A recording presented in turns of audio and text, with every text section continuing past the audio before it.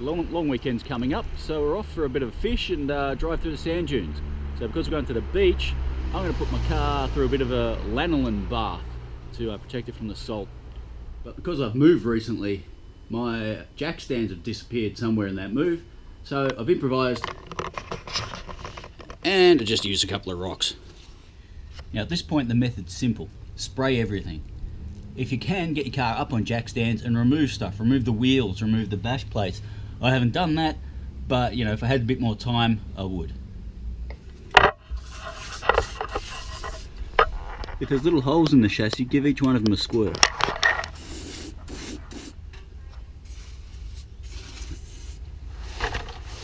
I'm sure some people would say don't spray the brakes. That's probably a really good idea.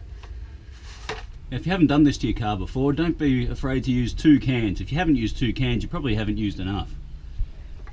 Now, because I'm going to be looking at replacing the suspension in my Mazda, I'm going to make sure I give the suspension a bit of a squirt so the standard stuff will come off easy later on. Now I've gone for the option of spraying the new scrub bars, so I know because I put them on, there's a bit of exposed metal behind there, so a bit of spray along the top to try and get it down to where the bolts go through. Doesn't hurt. Down here at the bottom of the door sills you get these drainage holes. I like to put a bit of spray behind there as well, just to make sure that whatever does land in here, which probably will be some salt water at some point, hopefully won't get a chance to take hold and rust up. Give the electrical components a bit of a go. This probably is one of those cases where I should say I'm not a trained mechanic, so if you see me doing something I shouldn't, well, perhaps you should get some professional advice. But on the whole, lanolin's a pretty good product and it's great for looking after your car. Right, and while we're on the subject of preparing for my beach trip, I've got this Audi awning.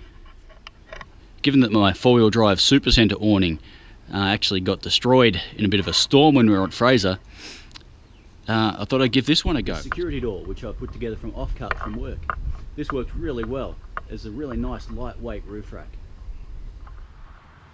These are the tent pegs that came with the awning. These ones aren't as bad as I have seen, but they're still a bit underdone. So I'm going to show you my tent peg bag when I get to the beach.